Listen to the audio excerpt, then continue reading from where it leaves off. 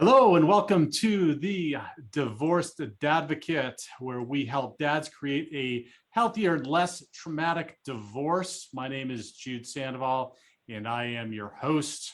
I am very excited today to talk with somebody that is going to give you an absolutely phenomenal resource during your divorce. Actually, hopefully you get phenomenal resources every time that you're listening to the show, but this one is definitely a tangible resource that you can utilize. But first, I just wanted to remind you all that the divorce quiz is still up on the website at thedivorcedadvocate.com. It is an awesome resource to kind of gauge where you're at in the divorce process compared to others who have gone through it. And if you complete all of it, it takes about 10 or 15 minutes. We can sit down and talk about your results and what you've got going on. So check it out at thedivorcedadvocate.com and click on the tab Divorce Quiz. Okay, my guest today, after going through a painful divorce in 2019, took what you could say is a negative experience. I don't think any of us say like divorce is a great positive experience, especially when we're going through it, and has created something positive out that, which I have an immense amount of respect for. He's the founder and creator of Our Divorce, and Our Divorce mission is to provide the most affordable, easy to use, and effective self-service divorce process ever imagined. That's awesome. Please welcome Tom Milligan. Tom, how are you? Great to be here. Yeah, Great. thank you. And for those of you that are watching that know me, I did have Tom sign a waiver that the fact that he's a Packers fan and I'm a Bears fan, but we're trying to be all inclusive here as long as we can help divorced dads. So Tom, thanks for being here, even despite the fact that you're a Packers fan. My pleasure. And we put aside our differences when we have a common enemy, right? Exactly. That's right. So can you share with us a little bit about yourself, your divorce, and then what prompted you to start Our Divorce? Sure. Yeah. And I like you said, there is no great divorce. We can all agree divorce just sucks. And what you said there is, with our long tagline is basically we try to make divorce suck just a little bit less. And so kind of like the Bears. Yeah. Yeah, it's incremental suckage, right? Every year. So basically what happened, and I appreciate the chance to tell my story and how we got here. And obviously we'd like to talk a little bit about the product and how it can help people as well. But ultimately what happened was this: I got married young. I'm from Utah, so that anybody that knows Utah knows that people marry young here. And so I got married young, had 3 amazing sons, and ended up divorced about 20 years ago. And people ask why I got divorced the first time. And the bottom line is that I was married to a wonderful woman who was a wonderful mother, but she was not a great wife for me. And she's a wonderful woman, but I won't go any further than saying that about my first wife. Sure. I did get remarried shortly thereafter in 2002 to somebody who I thought was my best friend. I think a lot of us have done that. She had a son from her first marriage who was about 5 years old at the time. And so we were married for about 18 years. And so he was my son. He's not a stepson. And our boys were all fairly close to the same age. And so they didn't treat each other as stepbrothers. We worked out the visitation in such a way that our kids were together 6 days a week. And I mean, it worked out really, really well. And that our marriage was, I thought, really good for about 14 years. We both had great careers, so we didn't have money problems. We could pretty much buy whatever we wanted. We built new homes together and had new cars and spent time together. I thought we were doing great until February of 2017, when I found out that she'd been having an affair for about 6 months with one of our coworkers. Yeah, we did work for the same company. And this guy was a friend of mine, and I'm sure your listeners, a lot of them have probably been through this. Yeah, we all have a it's like a story. knife to the heart. Yeah, it's like a knife to the heart. I mean, you've either felt it or heard about it. Right. And so anyway, that was February of 2017, and I chose to forgive her. Wow. There are a lot of different reasons that, people call me a simp. People, you can call me whatever name you want, and that's okay. I just made a choice. Sure. And forgiveness is a choice. Yeah, and I absolutely. made that choice. And so we immediately started counseling, quite literally the very next day. We had our first counseling session. And we made changes. She claims even to this day that she doesn't know why she did it. She says our marriage wasn't broken. She wasn't unhappy. Just this guy kept coming on to her at work, and she finally gave in, which, sorry about, I don't know if I can swear on this, but that's bullshit. So, I think most would agree with that assertion. Well, so fast forward, we've gone through counseling and therapy, and we've done everything that we possibly can, or at least I thought we were, and we were making great progress. And it's never the same. And again, anybody listening, I'm sure knows, it's never the same after an affair.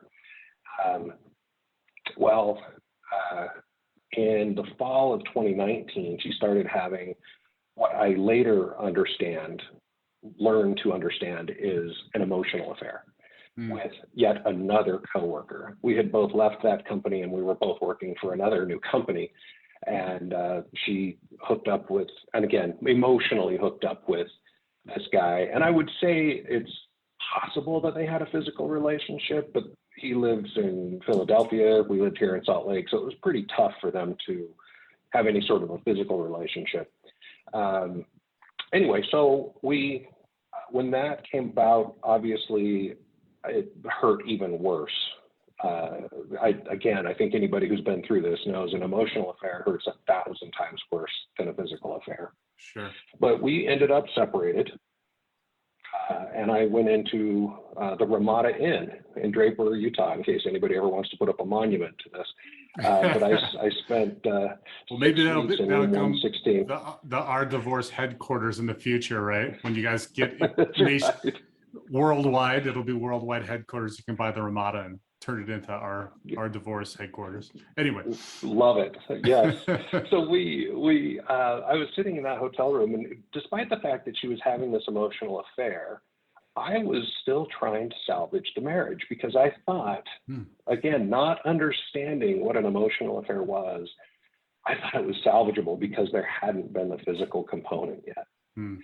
But after about 4 weeks in the hotel, I finally woke up, is all I can say, and realized that this was going south. It was going south quickly. She didn't want to be married to me anymore. I started to realize that her claim of working with me to try and fix our marriage was really just her biding time to create her exit strategy. Oh. And again, this is probably old hat for your listeners, but obviously for those that have gone through it, hopefully you only go through it once, and so it's brand new. And right. No, and it's good, Tom, to share this, because part of what is important about the divorce advocate community is men sharing this, that other men have gone through this, and particularly what you've gone through. But then the other part is that we can transform into what we call 2.0, our lives after that. It's even better and more enriching. And so having you share this is really, really fantastic. And I appreciate you being so open and forthright about it. Oh yeah, I appreciate the opportunity to share. I'm an open book, and I will tell you, I'm going to stop the story and tell you one thing that you just reminded me. When I found out about her first affair, she begged me not to tell anybody. She said, my support system, my brother is my best friend, and I wanted to call him and just have a shoulder to cry on. And she said, "Oh no, don't call Dave. He'll hate me." And so, well, let me call Marco, who's my best best work friend. And she goes, oh, don't call Marco. He'll tell everyone. And so I ended up bearing her sins on my shoulders. Yeah. And it just about killed me. But later, when she started having the emotional affair, I told her, I said, look, I'm not carrying either one of your affairs on my shoulders anymore. And it's not that I want to go out and tell the whole world about you. I mean, I'll never use her name. I don't use her, send her pictures out or anything. Right. This is my story, and this isn't about revenge. But I got that outside help, and I went to therapy. I did speak with my family and my friends, and so that I got that support. And I'll tell you, it changed everything. So if no one gets anything out of this other than get help, don't try to do it on your own. Absolutely. Anyway, so I've woken up at this point in the story and realized that she's planning her exit. And I thought back to 20 years earlier when I had been divorced, and despite the fact that we were relatively poor, young, married people here in Utah, we still spent $40,000 and spent 19 months trying to get divorced. And I honestly, now that I've heard so many horror stories, 40,000 is nothing, and 19 months is nothing. Yeah. But it was a lot for me. Right. The emotional toll, and quite frankly, I kind of joke about it, but in reality, the only thing I recall winning out of that $40,000 is a blender. Is it a maybe nice I one? got something else out of it. Probably not. But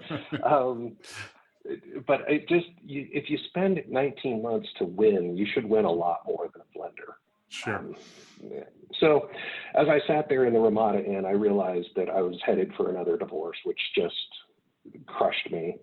And so I decided that it wasn't going to go as poorly as the last one. And so I started Googling, looking for a DIY divorce program. And they're out there. But as far as I can tell, and someone can prove me wrong. No one's proven me wrong yet. But none of them do much about negotiations. It's all just, we'll help you fill out paperwork. Right. Yeah. And almost every state in the country has a free service that already does that. So I couldn't quite see the value in paying somebody just to fill out paperwork.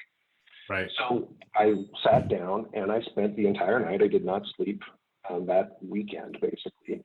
I wrote up a 12-page project plan, and my ex is a project manager, so I thought she would appreciate this. I didn't tell her about it. So 2 weeks later, it was 2 days before Thanksgiving in 2019, so Monday night of Thanksgiving week, we were both at the house together talking, and she said, we're done. And I said, are you 100% sure? Because if we're done, we're done. And she said, yeah, we're done. I said, great, let me grab my laptop. So I showed her the project plan. She looked it over and she said, this is great. Where did you find this? And I said, I made it up. So if you're willing to follow my plan, maybe we can get through this without paying attorneys and hating each other when we're done. So we did. That was Monday night. By Wednesday afternoon, we had our paperwork ready to file. Wow. And I did have an attorney draw the paperwork up, and he happens to be one of my closest friends, and so he did it as a kind of an anti-wedding gift. So it cost me nothing, and so we got the paperwork filed. And when I handed the project plan, the completed plan, to my attorney, he said, Tom, where did you find this? If you could package this, you'd put every divorce attorney in the country out of business. Now, that's not my goal. I want to be very clear. That is not my goal. It wouldn't be a terrible secondary goal, though, there, Tom. I mean, we don't get that many divorce attorneys listening anyway. So anyway, we can say that. Well, there are some good ones out there, and I think there are reasons for attorneys. But Definitely. I said to him, the idea was born. He gave me the idea. Obviously, I wasn't going to do anything while I was still married. We had to wait a few months before the judge signed the paperwork, which he did sign on Valentine's Day of 2020. So my divorcery is Valentine's Day, which is a wonderful day. I'll never forget it. Great. And so on February 15th, the day after, I formed and launched Our Divorce Incorporated and started work on the product itself. So that's the story. I don't know if you want to get into that's how you want to take it from here. Well, that's an awesome story, and I want to point out that we get a lot of listeners and a lot of men tune in because they're going through a challenge of divorce, whatever that challenge might be, and one of the challenges being that it's contentious, right? But the majority of, and there's research that supports this, the majority of divorces are done amicably.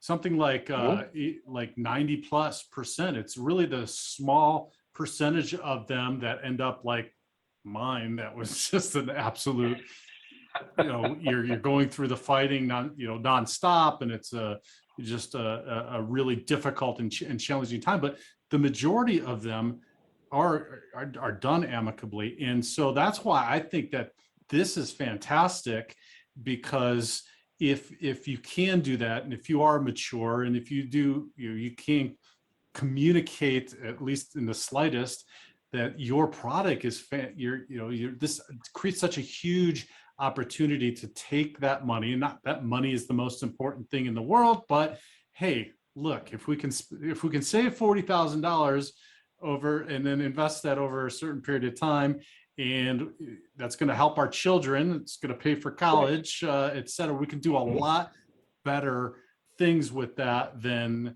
pay attorneys. Now, I understand the attorneys listening, they have families too, they got to eat also, but look, there's plenty of the ones like my experience that are going to keep those attorneys all fed and still employed. But that's why that's so cool. So let me ask you then about it, because you mentioned like each of the different places, and I'm here in Denver, Colorado, and there was a point where I was pro se, which is representing myself, and I had spent time in there. It is unbelievably difficult to sort through all of those papers and the statutes and this and that and whatnot. And like you said, most of the stuff online that I saw to see if I could just bring something up was like, okay, it just wasn't compatible. Like I still had to read the statutes. I had to understand what it is. The guy at the self-help place, like if I would talk to him for greater than 30 seconds, I was, interrupting his breakers, right, emails that he's sending to his friends, whatever, it's so difficult. So tell me about the Our Divorce platform a little bit. Sure.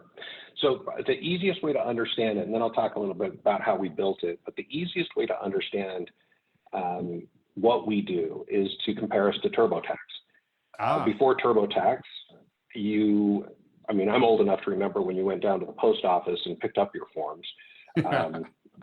Today, you can go to irs.gov and download the forms, but it's the same concept. If you want to do your own taxes, you can do it, just right, like you were trying to do in Colorado. You can do it pro se.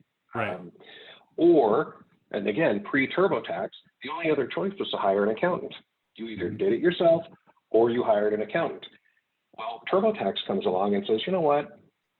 Not everybody needs an accountant, but a lot of people need just a little bit more help than the papers can provide. Right. And so there's this large middle section, and that's kind of where we play. And in my world, in my estimation, there are three types of divorcing couples. There's what we call the unicorns, and these are the people that get along perfectly. If they have kids, they agree on everything. They've already worked out a parenting plan. They've split their bills, and all they need is a piece of paper that says we're gone. Those are unicorns. And go to the state website. More power to you. Why you're getting divorced, I don't know, because you get along perfectly. Yeah, whatever. Right. Then at the other end of the spectrum, you've got the lions and hyenas who are just going to fight because it's pure instinct. I want that damn blender, and I'm willing to pay $40,000 for it. Right. It doesn't matter. It's all about the winning. That's when attorneys are needed. Mm-hmm. There's this giant swath in the middle, which I think is 60 or 80%, like you were saying, where they don't need an attorney, but they need more than just blank pieces of paper. So what we've done is we've created a 3-step process. The first step is what we call the synopsis, and it is a series of 28 yes or no questions. Do you own a home? Do you have children? Do you have cars? Do you have debt? I mean, it's pure yes or no. There are no decisions being made. It's just, and both parties have to agree. So, you know, if the husband says, no, I don't have kids, and the wife goes, hey, dumbass, yes, you do have a kid. Right. We work through a reconciliation process to make sure, because that is the foundation for the rest of the process. So once we have made it through all the yeses and nos, and now if they don't have kids, of course, we're not going to ask about kids throughout the rest of the process. Right. Same thing, if they don't own a home, we're certainly not going to ask about their mortgage payment. So that's step one, which is the synopsis. Then we move into what we call the inventory. And the inventory is, frankly, it's pretty boring. It's data entry. So you do own a home? Great. How much do you owe? Who's the lien holder? What's your mortgage payment? Do you have a second mortgage? You know, just, it's boring. But once again, both parties can work on this either separately or together. Oh, great. But both so you don't actually have to agree. be in the same room. Oh, no, no. You thought that through too. I appreciate that. Well, and you know what? We actually do encourage people to work on these first 2 steps together, because if you can just type them in together, it's just going to be a matter of accepting. But both parties do have to accept the other's responses. Then once we have the synopsis and the inventory, then we move into what we call the division. And as the name implies, this is where you divvy up the goods, so to speak. Okay. And that's where it's, what do you want to do with your house? Are you going to sell it? Is the husband keeping it? Is the wife keeping it? Who's paying the mortgage? What about the cars? What about the motorcycles? What about the so on and so forth? And we go through pass number 1. We just basically say, what do you want to see done with it? And then whoever answers that first, let's say I answer it first, then my soon-to-be ex is notified that I've answered this question about the house. And she says, oh, well, he wants to sell the house. I agree with him. Click agree, we're done with the house. Well, we have some questions about who's keeping the equity and all that. But bottom line is, if all she does is agree to what I've said, we're done. Right. If she doesn't agree, then we move into 3 rounds of negotiation. And this is all software driven. There are no humans involved. Okay. So we go to the person who we have deemed the most unreasonable. So for example, if the husband says, so the software determines who might be the one that, that's fascinating. Okay. So think of it this way. If let's keep going with the house analogy. If I say, let's sell the house and split the equity 50-50, that's a pretty reasonable approach. Right. Well, if the wife comes back and says, no, I want to keep the house and I want Tom to pay for 100% of the mortgage for the rest of his life, well, that's kind of unreasonable.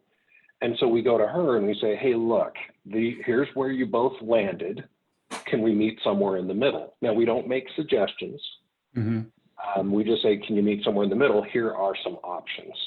Right. And because we should point out that you're not an attorney and this isn't meant to give legal advice or any of it. It's not set up that way. It's set up to facilitate the process, right? That's all it is. Right, right. And so hopefully this unreasonable wife meets somewhere in the middle, and then it goes back to the husband, who then he says, oh, well, she moved a little bit, maybe I can move a little bit, and hopefully we come together in those 3 rounds of negotiations. We make it through all of the items, and if there's still anything left that they haven't been able to work through, then we go into our bartering round, where we basically kind of open the kimono, so to speak, and we say, okay, fine, you can keep the house, but I want the motorhome. And so it's kind of a little bit of horse trading. And again, it's all software driven. There are no humans involved in any of this other than the 2 people that are divorcing. Wow. And if all goes well, we never have to do the bartering. Right. The hope is that we make it through that before bartering. But when we get all the way to the end, we say, congratulations, click here to download your paperwork. And that's when we collect the money. So we don't charge anything until they've made it all the way to the end and we're ready to print out their paperwork for their specific state. And it's $299. So $299. Wow, that's a lot less than 40,000, right? Fantastic. Or hundreds of thousands, which is, can happen as well. So let me ask you, is there a piece for parenting time also, and how to structure the parenting time? Because you talked about inventory and stuff like that Yeah, so we do. If there are children involved, of course, if they say no children, then we don't bring up parent time. Right. But we have created a parent time scheduler, which allows you to start with a template. You know, you go in 50-50, 60-40, 70-30, whatever. And then you basically build your schedule based on that. And then once they've built their schedule, then we include transportation, you know, who's in charge of transportation for the parent time, to start the parent time and to end the parent time. Then we ask, is it the same schedule when they're out of school, or are we going to create a whole different schedule when they're in school? Right. Or when they're out of school, excuse me. Then we have holidays.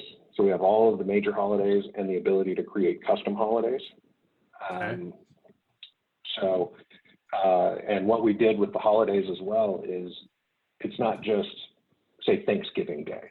What we do is we say, what do you want to do on Thanksgiving, and how many days before and after will this apply? Right. So you don't have to sit there for Thanksgiving and say, I want to take them. Don't have to put in time for the Tuesday, Wednesday, Thursday, Friday. You just say, I want this to be Thanksgiving, and it's this much time before and after the holiday. So we do that for parent time. And so then the other question I have is all the different states, and so we have listeners that are across the world, right? We've in thousands of cities across the world, and so those first two kind of make sense as far as splitting up division of property and then talking about the parenting time, but then. And even in the United States, different states have different worksheets for alimony or for child supports. Is there a component on each one of those that helps them work through, you know, separating that? Because that a lot of the states, at least now, have just a worksheet, and it's just going to basically be what the worksheet is, and there's a little bit, unless you agree on it, there's very little ways to waiver from that. Is there a component for that as well? Yeah, there's very little wiggle room on child support. There's quite a bit of wiggle room on alimony in almost there every is, yes. state. Yeah, the child support, though, is pretty set.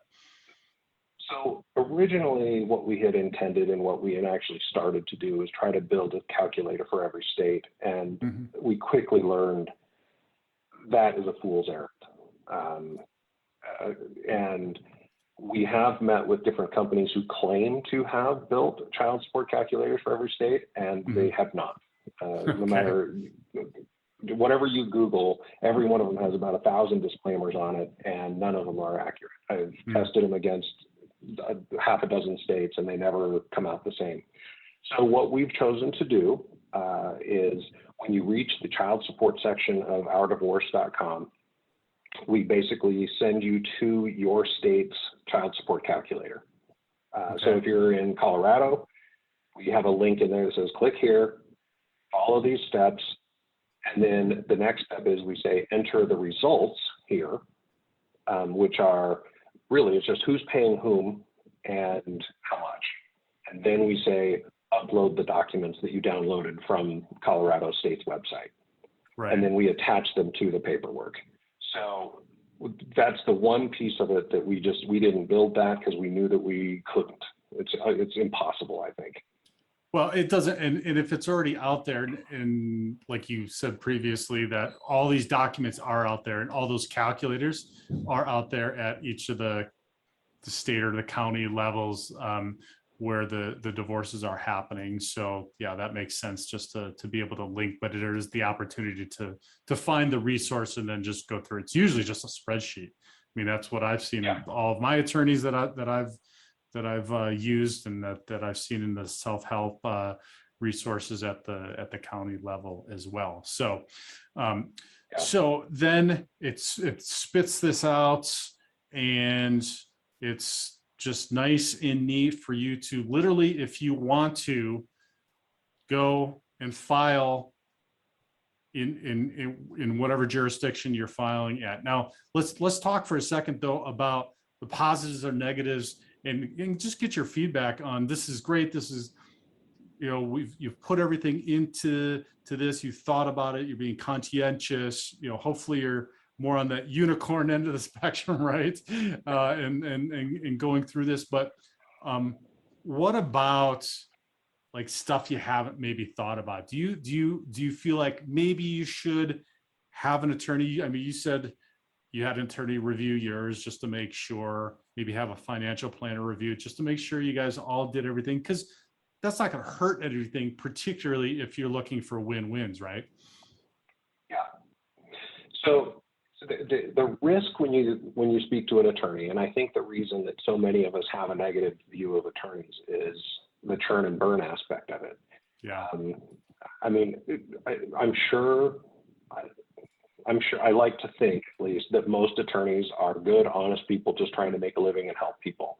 But I'm equally sure there are many of them out there who purposely create conflict to make more money. Sure. I mean, the temptation has to be there. So if you're going to have an attorney review any of your pro se documents, whether you get them from me or anyone else, I would strongly suggest that you look for a collaborative law attorney, one who focuses on collaborative law rather than someone who's going to screw your ex-wife. I mean, the bottom line here is we have created a document and a system that helps people remain amicable. And if you take it to a, quote, normal divorce attorney, you have a pretty good chance they're going to blow it up. Yeah, absolutely.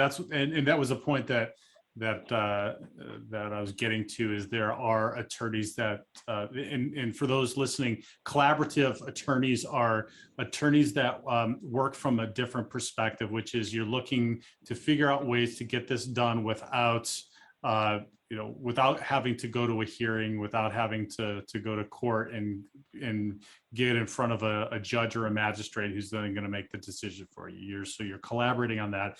It is, I think, gaining in popularity, especially considering the fact that 90% of people figure this stuff out collaboratively already. So they're starting to see that, with the advent now of our divorce, the products like this, and attorneys that are saying, okay, well, this is a positive win-win for everybody, a win-win-win, because you put the children into that, that's 3 wins, right?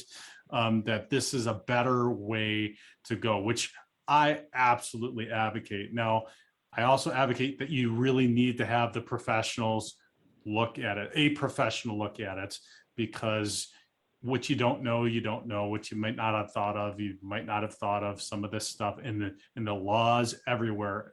I'm not even talking across the world, just even the United States are vary from every state to every state, sometimes jurisdiction to jurisdiction. So the last thing you want is to run into a massive problem in 1 or 3 years that it drastically impacts your family. So having somebody look at it is a positive thing. If you can find somebody that's a collaborative attorney, like Tom said, then they absolutely are not going to be looking to blow it up. They're going to be looking, oh, yep, this is great. Or have you considered this? Maybe we need to make a revision on this. But so I am going to throw one more thing in there. That is, phase 2 of our project is that we are in the early stages of building a network of collaborative law attorneys. So I should say that the paperwork that we have produced so far for each of the states that we are operating in today has been produced by a local attorney.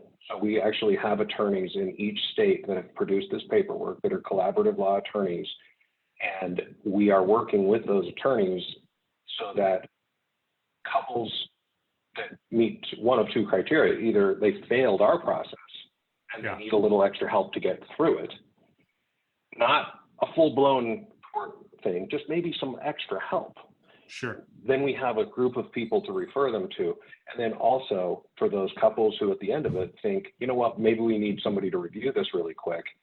Then we have this network who understand the our divorce process and are becoming certified on understanding what we've done. And we have an output format that we will send directly to the attorney that isn't necessarily just a divorce decree and packet. It's an actual packet for the attorney that they can look it over and say, yep, this is good. And then here's the paperwork. And yes, this is good. So we are building that network of attorneys right now that can do that review with us, not as opposed to us. That's fantastic. So any collaborative attorneys, any attorneys out there listening, get in contact with Tom. I would think that any attorney would want to be able to utilize this because it could facilitate a process that just makes it so much quicker for them. They could literally get more business, get through more cases and get their caseload done and have, you want a happy outcome, and happy people are apt to go tell more people about their positive experience. So I would say, they'd want to all be using our divorce, right?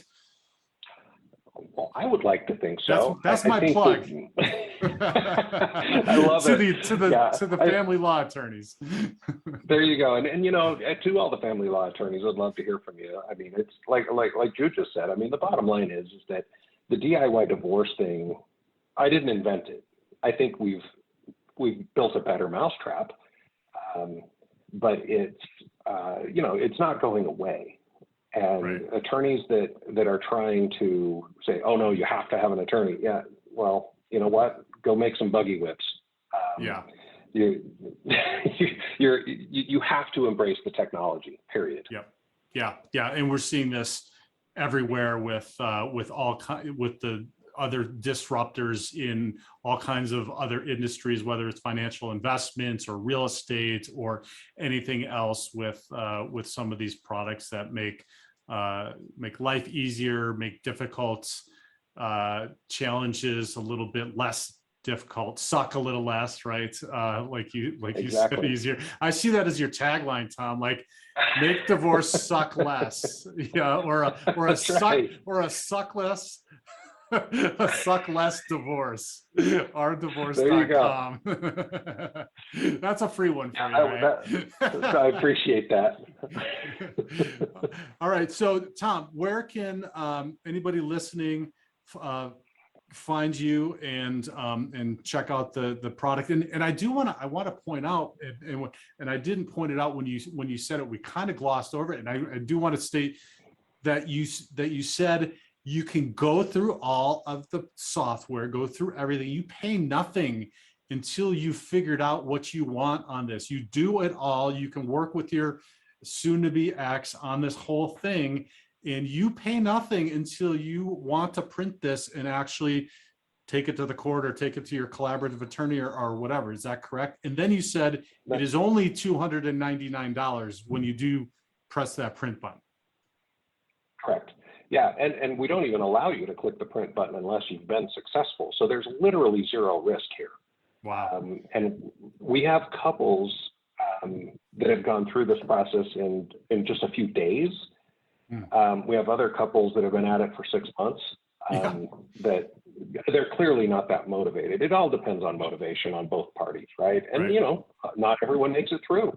We knew that going into it, that we're going to get people that, because as soon as one of them gets greedy or wants to, quote, win, as soon as we get to winning, everybody loses. Yeah. And that's the unfortunate reality of divorce. And so yes, that is 100% true. There's zero risk. We don't ask for a credit card. We do nothing until you have reached that point in the process where you have been successful and it's time to print paperwork.